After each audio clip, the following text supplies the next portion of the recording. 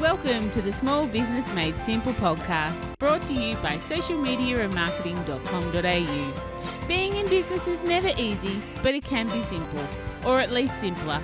Join me, your host Jen Donovan, every week where we focus on marketing, social media, and working towards simplifying your business. You with me? Let's do this. Gonna dream it big, 'cause someone out there listening. Everyone's got a voice to give, and it's time I heard you whistling, 'cause there's no point at all, in dreaming small. Why, hey there, and welcome to episode 129 of the Small Business Made Simple podcast.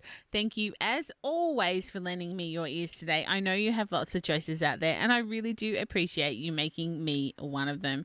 I am, of course, the host, Jen Donovan. If you are new to this podcast, then super welcome to you. And if you're a return listener, well, hey, welcome back, and thank you for joining me for another episode. I am, of course, a marketer, thought leader, digital strategist, and coach for small businesses, and just basically I love small business, and I have one goal for you when you listen to this podcast or however else you interact with me in the world, and that is to help you make marketing a priority, because I know if you want to grow your business, then you simply need to learn to market yourself.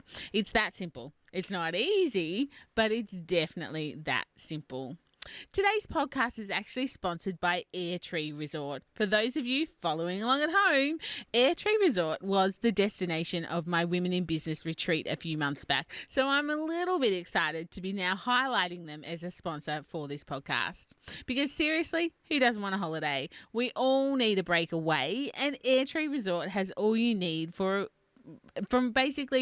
spacious cozy rooms to a driving range, or a golf driving range I should say, lots of farm animals, a kids adventure playground that your children would die for, a fire pit for drinking mulled wine and enjoying the flames, and of course it's all located around where I am on the beautiful Murray River in the Yarrawonga. So come and spoil yourself and give yourself a breakaway at Airtree. Get in touch with Jules and Scratcher at all the W's, airtreeresort.com.au, and tell them Jen sent ya. So Airtree, of course, is spelled AIRTREE, and then the word resort. So Airtree Resort. And Airtree Resort, I'm sure Jules won't mind me telling you, is actually made up from their two children's names. So that's where Airtree gets its name from. But you can find all the fun things to do, of course, at Airtree Resort. Check out their website, or of course, they're on Instagram and Facebook, and you can follow along and see the amazing resort there as well. Today on the podcast, we are actually talking about getting seen in the busy, overcrowded, and really noisy marketplace that we are all trying to work and sell and conduct our businesses in. In fact, we are talking visibility with visibility specialist Jemima Ashley, who just so happens to have a business called the Visibility Lab. How awesome is that? Full disclosure though, before we start, I'm actually a client of Jemima's, and she's been helping me get more visibility in 2021, more speaking opportunities, more podcast interviews, more spots for my blogs, TV interviews, magazine interviews. She has just been a absolute drum at doing this for me, and I really just wanted to highlight with you what this can do for your business. You know, this isn't a magic stick, most certainly, but it is magic, and I really wanted to share this with you, because getting your business or you into the media for free seems daunting, but I promise you it's not. And I would love you to listen to our conversation with Jemima and learn a little bit more about what it could look like for your business. There is so much gold in this episode, and I can't wait for you to listen in. So go and grab a pen and paper, because you might just need it, and listen to Jemima's wisdom on getting visible in your marketplace, and of course how this can shape your business. Jem, I'm a little bit excited to have you on my podcast, and I must say you are my first return guest, so super welcome back to the podcast. Stop it, Jan. I'm so excited to be here. Thank you for having me again. Obviously, I did something right on the first time. Yeah, that's right. I think it was episode 5, but we won't talk about that. I've just the longest standing guest. Yeah, absolutely. Absolutely. True testament to some of the things we're going to talk about today. But Jem, Mm. for my audience who perhaps don't know you, can you tell us a little bit about who you are and what you do? Yeah, my name is Jemima Ashley. I'm an entrepreneur. I have a couple of different businesses. I'm a founder of the Visibility Lab, which I think is what we're mostly going to be talking about today. Indeed. I'm the author of the best-selling book Position Me. I have taken out a couple of fairly decent awards, including I've been named one of the top 10 entrepreneurs in Australia. There's a few other things that I've done in there, but I'm a speaker and a podcaster as well. And one of my favorite things is I get to call you one of my friends as well. Yeah. Oh, how delightful. Absolutely. That's one of my favorite things as well. But you mentioned in there the Visibility Lab. Now, I want to chat to you about that. Can you tell us a little bit? We'll dig deeper for sure, but tell us what the Visibility Lab, what's it about? What's its ethos? Yeah, this is my baby. Like this is everything that I've learned the last 5 years. So, a couple of years ago, I read this statistic that absolutely blew my mind, and it is 97% of small business owners uh, fail in the first 5 years, and those stats aren't great, and that's for female-led businesses. So, for male-led businesses, they're like half the rate. So women are failing at twice the rate of their male counterparts, which I don't know about you, but like legitimately, that's unacceptable to me. So I started digging around in this, right? I started kind of looking about what this all meant. And the big thing that came through again and again is women were getting their businesses right. They were getting things correct. They were getting things done the right time in the right order. But we just had all this invisible tasking that we didn't know how to get rid of. Like we had childcare and to pick up the kids and to then go and buy the groceries. And if someone needs to take the dog to the vet, it was always women. But when we were having the time and we were having those successes, we weren't staking our claim of how good we were publicly. We were taking these awards, grabbing them, being like, thank you so much for the kudos, and shoving it into the back cupboard. We were never owning our successes. We were never being visible for the cool things that we were doing. Yeah. So you set out to change that. I was done. So I was like, well, how do we make it authentic too? Because there's no point being like, tell everyone how great you are. So this idea about what if we helped people in a step-by-step place where there's a little bit of hand holding, a bit of love, a bit of tough love is needed, and being like, tell me what you're good at. Let's start telling other people. Let's start getting you around new clients. Let's get you seen in networking events. Let's get you seen in media. Let's get you seen on stages and walk people through this process. And it became, this plan of like how we take a person who's good at what they do, but no one knows who they are, onto sort of a mega stage, and a global phenomenon is kind of what we're trying to build with people. And what I realized later, this is exactly what I went through when I was learning from being this tiny entrepreneur who had 0 followers to suddenly within a couple of years winning awards. This is exactly what I did to get me to where I am. And I figured I could make it very repeatable for other women. Yeah, I think that, a few things that you touched on there, we don't tend to sing our praises. And I know, my whole business model is based around trying to make people make marketing a priority, because we are really good at what we do. Not enough people know about how good we are at what we do, at problem solving or delighting our customers and things like that. So I think that's just so important. And I know myself when, last year I had the great honor of winning in a couple of awards, and it felt icky to put it out there on social media to go, do you know how good I am? Let me tell you in these next 12 posts, it was really icky. So I totally get where people come from, but I think it's something that we need to certainly embrace some more. And that's, I guess why I got you on the podcast, is to have a bit of a chat about how we can, what can we do to make ourselves more visible? What does that look like? What are the tiny steps and what are the big steps that we can take? Yeah, 100%. And this is why we broke it down in the way that we did, and to make sure that we were getting people comfortable to this process. There's no way if someone came to me in my first 12 months of being an entrepreneur and was like, hey, just so you know, you're going to do a keynote. It's going to be in LA. You're going to go to Los Angeles. They're going to fly you out there. They're going to give you money for this. You're going to be on stage for over an hour and answer questions at the end of it and do a fireside chat. I was like, if you had told me that, I would have died. Like, I'd be like, I'm out. I'm fetal. I can't do this. I'm not doing it. I quit. It's too far and it's too big. And I think this is the problem that we find with a lot of like traditional PR agencies and people who are trying to go through this kind of traditional route of like first this, then this, and trying to wedge themselves into a model that doesn't work for them, is because we have to meet people where they are. So, at year 2, when I was starting to do keynotes, and at year 3, when I was like, I would like to do an international one now, this is now more, it's easier to swallow, right?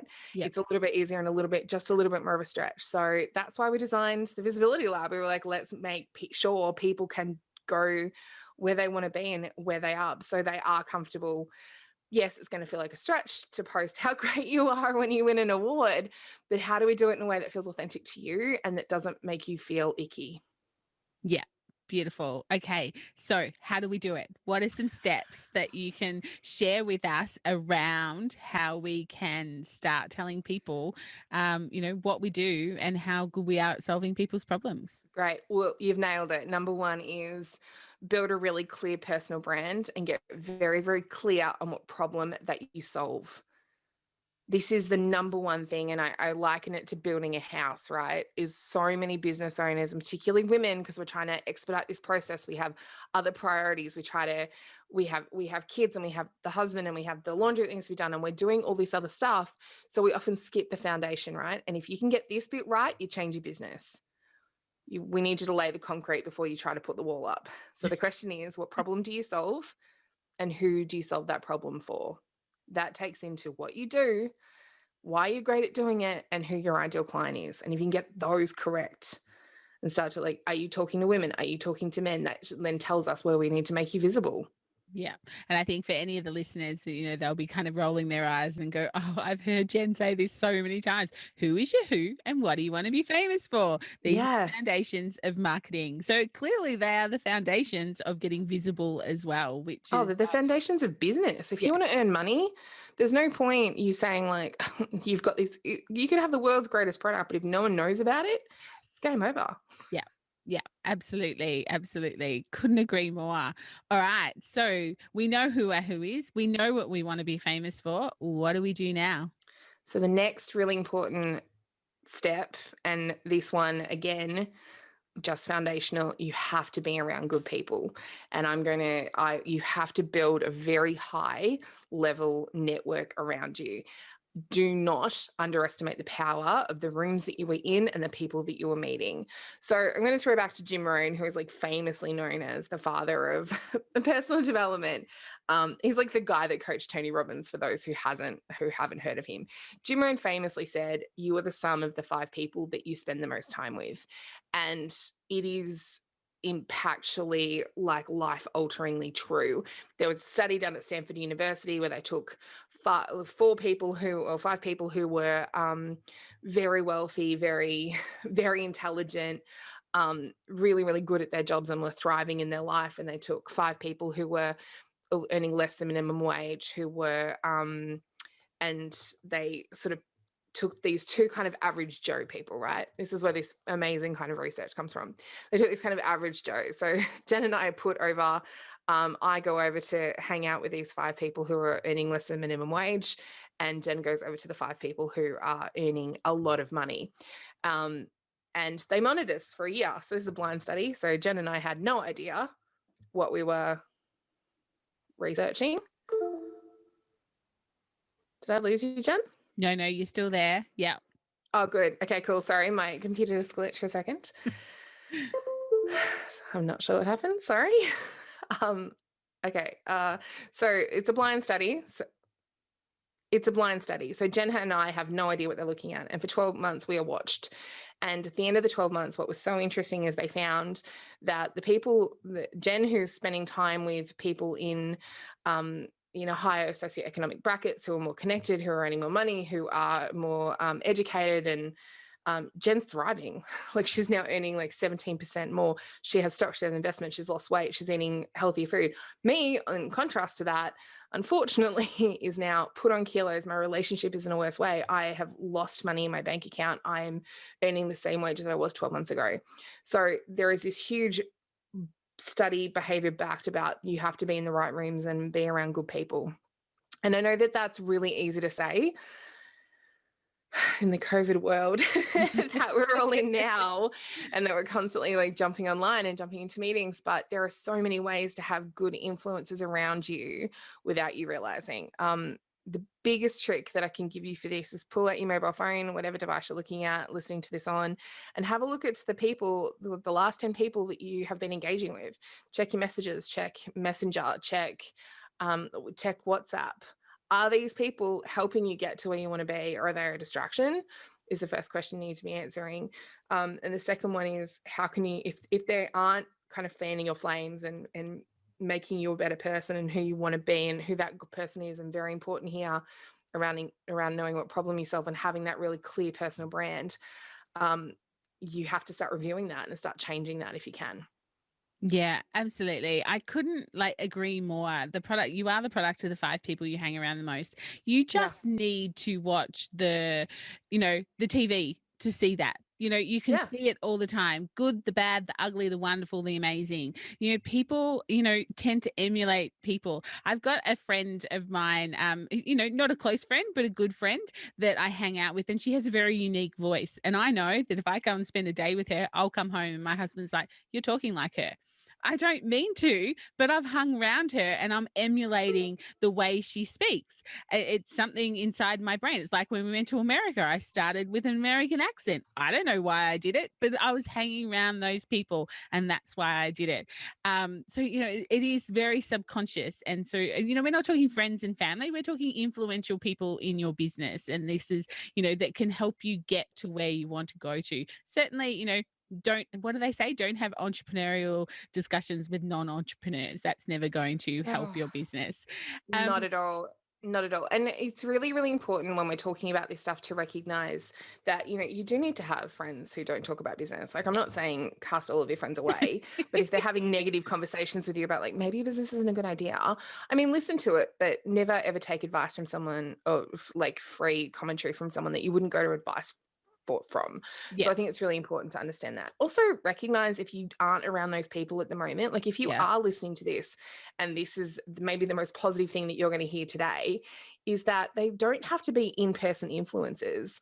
The greatest influence in my entire business for the first 12 months was Gary Vaynerchuk. And it took me probably 2 years to meet him. I've met him now. Great dude. Had many conversations with him, love him as a human and as also like as the business entrepreneur that he is and the things that he's done. But he was probably my greatest leader for a long time. Yeah. And I'd never hadn't actually laid eyes on him before. So there are ways of, technology is making it a little bit easier, but certainly Facebook groups are good. Like if you can find a good Facebook group to hang out in. If you aren't in a good Facebook group, then just, you don't have to stay there. Unjoin and move on. But there are some really great Facebook groups there from people who will lift you up, people who will challenge you in a good way, and people who will celebrate with you. And that's exactly what you want. And the other thing that I found this year for me that has brought me some really good connections is Clubhouse. Yeah. Being active on Clubhouse. It's all online, but it's kind of networking and you get to meet some new and interesting people. And I still have people, once a week sort of reaching out saying, "Oh, do you want to have a chat? I reckon we could align ourselves together." And vice versa as well. So there are some ways of doing it despite the fact that perhaps your networking event that would normally be running isn't running at the moment. Yeah. And remember, this is about visibility too. So going to networking events, going to ones online, going to Clubhouse, going onto these Facebook groups, all of these places are going to see your name. Mm-hmm. If we're Have talking a about good bio. visibility, I have an amazing bio. We're going into that, I promise. But this is around, and being very, very clear on that personal brand. Don't be wishy-washy about it. Tell people what you do. Tell them what you're good at. Tell them what problem you solve. Have good people around you. Yeah. Yeah, absolutely. So, Jem, full disclosure to any of my audience listening, I do work with Jemima. Jemima does help me with my visibility. And one of the biggest things that you've helped me with is media and PR. So can we talk a little bit about, people think that getting into the media and getting free PR for their business is like only for the God-given gold people, but the realistic thing is that it's not. So can we have a bit of a chat about how people can perhaps get themselves in the media for free? Yeah, this is probably the biggest one that I constantly run into, and people are like, "So you guys are in a PR firm?" I'm like, no, we don't do that. We're going to help you get into them. because people think when they hear PR that like you just go into TV and you make $1 million. And that's simply just not how it goes. I would love that to be the case because I'd be a multi-millionaire at this point if that was the case. I'm in TV so many times. But this is the thing. People think it's really challenging and difficult to do that. It's really not. We're on a 24-hour media cycle around the world right now. Do you want to do an interview in LA? Because they're screening for people today. Do you want to do a live broadcast into Hong Kong? Because I can get you that too. And this is where, again, having a clear personal brand and knowing what problem you solve, when people are looking for that, people need to know how to find you. It's so simple to me to just be like, this is not difficult to do. You just have to be out there so people are able to see you. So let's talk about what that can look like. So most people think, oh, it's straight away, I'm going to get a live TV interview. That is not necessarily how that works. It has worked like that before, but historically, no. So that can be things like going on a podcast and being featured as the person being interviewed, being seen on TV, print media, things like magazines, blogs, blogging for someone else. All of these things is media exposure. So podcasts can be anything from as Jen, as you know, this is something I'm like really just like, will literally be on my headstone because I say this enough. Where people get confused on this one is that they don't know how to approach podcasts, or they don't know how to get in on them, or like how many listeners do they have. When you're starting out, none of that stuff matters. Everyone starts with 0 followers, right? Everyone. Gary Vee, you, me, Tony Robbins, Marie Folio, all of these people started with one person, no people having any idea who they are. So this is why podcasts and television and media interviews are really, really important, because you might only have 10 people listening, but those 10 people could be your ideal client. Or one person can reach out to you and then they offer you to do another interview because then it's slightly more in your wheelhouse. And then suddenly like, oh, another podcast sees you and they're like, oh, that's really interesting. Would you like to do a blog for me? Hey, I was just thinking. And then you start to see, and on average, each podcast gets about 45 listeners. It's not great statistics, guys. And it's certainly, you have to have more. That's globally. So that's quite stretched, with most podcasts only releasing 7 episodes. So, because they don't realize how much work it is, right, Jen, as you would know. So there are really easy ways to get onto there. First is just by asking. Wow, revolutionary. What a concept. Yeah. I really like your podcast. I really like that you talk about marketing. I do marketing. Here's what problem I solve. Do you think your listeners would be interested in that? And the answer will always be, yeah, please. That would be great. Because people who have podcasts often find themselves in need of like fresh, interesting material. They also know that if, Jen, as you would know, and let's use you and I as an example here, you know that you invited me to come on here today. I'm going to talk to your people about visibility. In very real terms, when this podcast goes live, I am going to share it. And that is 2,000 to 3,000 people that you may not have been exposed to before getting eyes on your podcast. Some of those people, maybe only 10%, but that's still 200 people are going to go and listen to a podcast that would never have engaged with you before. Yeah. Visibility Absolutely. 101. Yeah. Visibility, absolutely. And like people get a little bit, just like on social media, they get a bit hung up on how many followers someone has versus them and that sort of thing. And people get a little bit hung up on listeners as well for podcasts. But Lyndall Harris, who is the podcast VA, who's a gorgeous girl that I absolutely love, she said to this really great profound thing, I thought it was, very early on in my journey. And it was kind of like, I think I had about 100 listeners per episode back when I heard this. And she's like, yeah, but if you got to stand in front of 100 people every single week and talk to them, wouldn't you think that was great? And I'm like, oh my God, yes, I would. If I could put 100 people in a room every single week to hear my knowledge and, interview my guests, I would think that was amazing. So, you might think that 45 isn't a great number, but that could be 45 people that have never heard of you before that now all of a sudden are following you on social media. So, yeah, your product is $1,000 a month and all of those 45 people need that. Yep. Great. That's a lot more money than most people are making collectively. So like this is the thing, right? It doesn't matter. Like it's about Mm. depth, not width. Yeah, yeah. And just with the whole PR thing, I remember talking to someone a little while ago about, how easy or not, it's not super easy to get into PR, but it's not as hard as what we think. And I kind of, bring it back to small business owners going, so one of my clients' biggest problems is content creation. I'm like, yeah, but that's for your business. So imagine running a 24-hour news cycle and then start to think how much content they need and how much help they need with their content. And then most people go, oh my God, yeah, I can barely think of 3 things to post a Yeah. week, never alone trying to fill a 24-hour news cycle. Okay, that makes it seem a little bit more doable and a little bit simpler to get on. So, Yeah. And you come strolling in and being like sending an email and be like, hey, hi, my name's Jen and I'm here. Well, you want to talk about social media trends in 2021? Yes, we do, Jen. Please come on in. And this is the thing is with that people need to sort of that I'd love your listeners to understand is that it's not difficult to do these things. The challenge is just starting and learning that process very quickly and yeah, knowing that it's not as hard as it seems. This yeah. is what we teach you at the Visibility Lab. It's so easy. Yeah. Beautiful, beautiful. And the other thing, Jemima, that you are pushing me on outside my comfort zone, and I will fully admit that it's outside my comfort zone, is awards. So it's an awards season at the moment. It's the It season to is. be applying for awards, which, if you want visibility for your business, this is probably one of the biggest ways that you can do it and have repurposeful content for a very long time. So Mm. tell us a little bit about the importance of applying for awards and thinking of it perhaps more as a marketing strategy than a guess how good I am strategy. This is honestly, and I think this is how you and I kind of like chatted. I think you were like, I'm interested to hear what you're saying about awards. Like you're talking about this as a Yeah. marketing strategy. I'm like, it is a marketing strategy. So let me talk about one specific award and then tell you that there's 300 like these happening every week, every year, sorry, every week. My goodness, how busy would I? Oh, goodness. So a few years ago, I went to 11 award ceremonies in one year where I was either a finalist or a winner.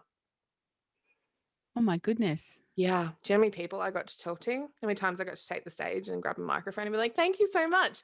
Find us at thevisibilitylab.co. Thanks. Or find me at jemimaashley.com. Like I got to say these things on repeat. My name got seen everywhere. So the Australian Small Business Champion Awards, let's use these as the example. They're kind of the biggest awards in Australia. They title themselves as the Oscars of small business, which I adore the name of, let's be honest. And they're held in Sydney every year. And the questions are every year pretty much exactly the same. This year, I think they asked a little question about COVID, like, were you a COVID safe business? Yes. That was about it, right? That was the only changes. So I largely used last year's application to apply to apply again, and I'm a finalist again because I know the questions they're going to ask. I do some tweaks, but I don't have to reinvent the wheel anymore because I do one application and then I cut and paste it for the rest of the year into other applications that I'm suitable for. And here's the thing, because I'm entering like female-led business awards, entrepreneur awards, and I do visibility, every single person in the room needs my help. Yeah. The Australian Small Business Champion Awards have 1,100 guests that attend every year. They have over 215 media outlets sitting in the back of the room watching what's happening and filming, and they're writing down the names of winners and finalists and researching and Googling people on demand. The people that you sit at the table with, talking about building your high-level network, all of those things, they're also winners and finalists on the same table as you. They also have small businesses. They're connected with 700 other people, and there's 10 people at that table. These are kind of the premier ways. If you want maximum visibility very, very quickly, it's an easy way to do that. Also, you all get guides, all your names in there, and generally a photo as well. So you get to be seen by your peers, judged by your peers, the psychology, and I know that we're not doing video, but my right shoulder, if we were doing video, is a psychology degree. The psychology tells us that if you're a finalist or a winner, the psychology is the same. We kind of rank she was a finalist or she was a winner. We actually, we don't mind as long as they were kind of one of the two of how good they are. And we get to go to these awards, wear a fancy dress, drink champagne, and meet cool people, have media putting their eyes on that. I get to wear a really nice dress, and I get to have other people looking at me, looking at my business, getting massive exposure very, very quickly as a tool every week. And that's if I don't win. If I do win, the game changes again completely. Yeah, it's an next Media is elevation. calling, TV is calling, people want to interview you. Yeah. Yeah, that's great. Well, firstly, congratulations on being a finalist. I'm, very happy for you. And Spend With Us is also a finalist in those awards. So I'm super excited. So we might actually, have to have a drink of champagne together in Sydney. If we don't get a photo of you and I together, like next to the statue with a glass of champagne in sparkly dresses, I'm not going. Okay. All right. There you go. There you go. So, awards are really great, and I think they're a really great marketing strategy. They're fantastic for visibility, but these awards are also a business for somebody. So awards do vary in whether or not you get to enter for free, whether you whether you have to pay per category, whether you have to pay per awards. So how do you decide? People's marketing budget, if we're going to call it a marketing exercise, it comes out of a marketing budget. So how do you decide which ones to invest in that will get you the biggest return? That is a great question, and is an absolute bugbear of mine on a regular basis. Occasionally I even get emails, and I'm not saying that people don't have the right to charge for things. I am a huge advocate for charging what you're worth. I have an issue if you're asking me to apply and to also put a fee attached to it, because if I'm a finalist or a winner, I'm going to buy a ticket. I'm going to invest my time and energy and effort into doing this. I shouldn't be being charged for that, for that as well. It's the same thing when it comes down to people charging you to go on their podcasts. Yes. If it's a marketing tool, great. Like if you're paying your way to being on the front, you look at someone who, there's a lot of people who will tell you how great they are because they've been on the cover of Forbes magazine. That's fantastic. Give me $500,000 and I can get you on the front cover of Forbes magazine as well. I could get a snail on the cover for $1 million, right? Like this isn't difficult to do if the money is there. If it's a token amount like $50, I have some questions about that. If it's you're going to get in front of your ideal client and it's $200, maybe it's can be considered marketing. I don't agree with paying fees for applications. I'm pretty adamant on that because I just haven't seen a good ROI. Having said that, prove me wrong. If you find one out there, I'm totally willing to change my stance on this. I just haven't seen one of being like, oh, this is the best industry award in the world. This is when you have to be in it. And the reason that you're being charged $200 because you're guaranteed to have X, Y, and Z. Great. I would be happy to do it. I just would say as soon as there is a fee involved at the moment, it's a no from me. Do understand that businesses are an award. So there are 1,100 people that will go into the room, the Australian Small Business Champion Awards, and each person will pay between, I think it's $400 a ticket. It's a lot of money, and I've eaten that meal a few times and had their wine, and I know wine. I'm not drinking or eating $400 worth of stuff. Yeah. I'm in the room. I'm paying to be in that room. Yeah. So I went to 11 awards in 1 year, and I did that intentionally. Anytime I was a finalist, I went to them to see what would happen and to see if it was a good ROI. Some of them were definitely a good investment. Australian Small Business Champion was a great investment. I reuse those photos on a regular basis. My social media are constantly being shared with that. I got to meet some really great people. It also was an investment of a fun night to go to Sydney. Yeah. So yeah, it was still an amazing opportunity to do that. I didn't go last year during COVID. I was a finalist again. I didn't go because it was just, I wasn't sure about borders and I wasn't willing to throw potentially $1,000 at something and not being able to do it. But there are also other awards that I've applied for where I applied for everything that were tiny awards who had 30 or 40 people. Here's the problem with some of the smaller awards. You want to make sure that the people running them aren't the judges. Okay. And I say this for a reason. So I'm not going to use real names here, but this is extremely common. And it's one thing I do like flagging with people is that if awards are being overseen by let's say a networking event, like a networking group, you have the right to enter those awards whether you're a member or not. but I can almost guarantee you that no non-member is going to win. Okay. They can't really reward business owners who aren't part of that. Specifically. So you'll often find if there's no oversight to it, it becomes very subjective in how they're doing it. It's part of the problem with regional, very small town kind of awards. So you want to make sure there's sort of some separation of awards, and just be mindful of it. Just be mindful when you're applying for the awards, like have a look at the previous winners. Who's been involved in this? Who presents at these things? How much is the ticket versus how much ROI do you think you're going to get from it? If it's the local if it's your local Shire awards, absolutely, you're only going to talk to people in the same room who are in your local area. And if you're a brick and mortar business, that's exactly who you want to be talking to. Yep. For someone like me, probably not helpful. Yeah. Mm-hmm. Knowing your why and knowing who your ideal client is, very important for all of this. Yeah. Yeah. Couldn't agree more.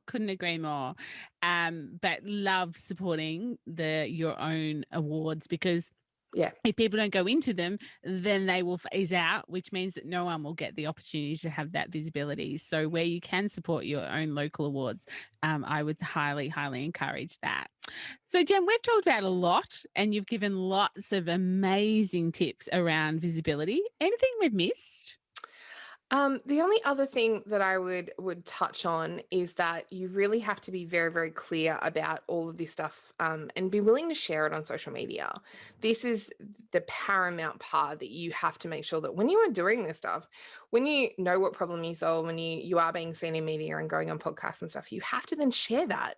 You have to be willing to sort of say in an authentic voice for you, I'm so honored that I got to go on Jen's podcast today. I'm so excited that I got to be part of this amazing blog post. I'm so excited that I get to be part of this television experience, like these things.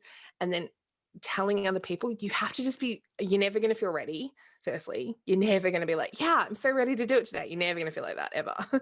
The trick is doing it anyway.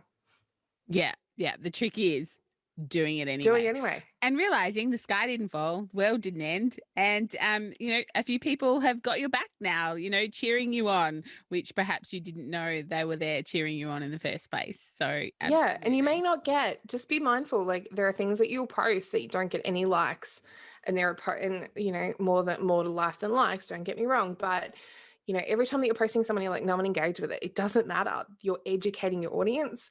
That network around you of learning about what you do, that pivot that you're making and these changes that you're making are all positive. And if it's in the direction that you want to be going, all the better. So don't get disheartened if you post like a podcast and no one cares about it. A lot more people saw it than you think did. Yeah. Look at your insights. That'll give you a much better indication than likes, for sure. 100%. Jemima, this has been so good. I'm so glad that you agreed to come on the podcast for the second time.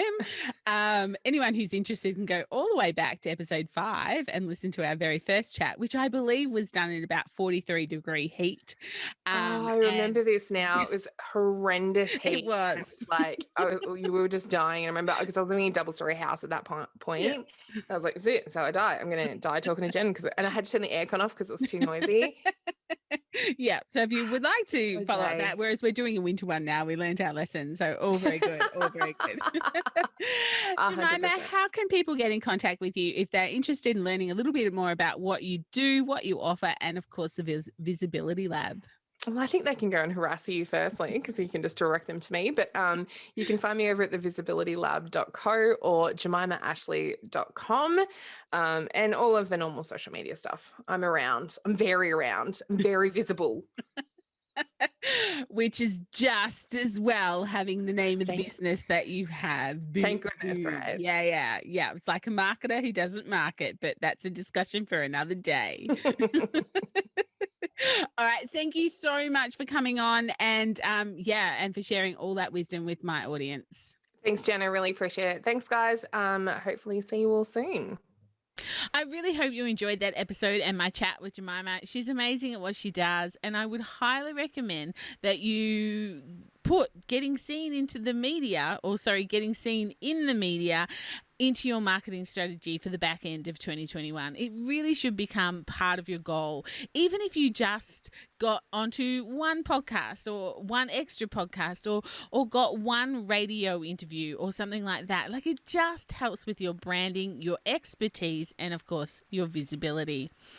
Even if it just means signing up for a couple of emails. So there's a couple of businesses that do this through email as well, which you can do for free. Of course, Jemima, you can always contact Jemima in the Visibility Lab. Her links to her website and Instagram and that, of course, all in the show notes. But otherwise, there's businesses like Source Bottle and the Audacious Agency. So you can sign up, get their emails, and just start having a look of what people are looking for. I think that would be a really good start if you're a little bit tentative.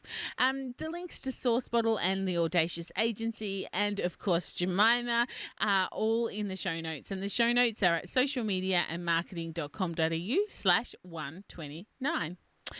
But that is it for episode 129. I will be back next Thursday for episode 130, and I really look forward to chatting with you there again. I hope you have a fabulous week, whoever or whatever it brings, and don't forget to get social with me on social. You will, of course, find me on all the platforms. But if you'd like to come into my Facebook group, just a little bit deeper into my world, you are more than welcome to come and join the Like-Minded Business Owners group. It's a fabulous little Facebook group where there's lots of interaction, lots of chats, and lots of support for all small business owners in there. Of course, if you're enjoying the podcast and you've listened this far, so hopefully you are, please don't forget to hit the subscribe button. And of course, if you have time, leave a rating and a review for this podcast in your listening app, because those things not only mean the world to me, but also help with my visibility. Ha! I snuck that one in there. It all helps with visibility in getting new listeners, and then of course getting more word out there on how small business owners can make marketing a priority in their business. But anyway, that's it. See you next week. But whatever you do, my small business peeps, as my opening song says, there is no point in dreaming small. No time like the present. Tell it like you feel it, say it proud, be true, and let us see you for the star that you are. No point in dreaming small. I would like to acknowledge the traditional custodians of the land, the Yorta Yorta people, on which I record this podcast and conduct my business today, and pay my respects to their elders, past and present. I extend this respect to the Aboriginal and Torres Strait Islander people here with us today as well.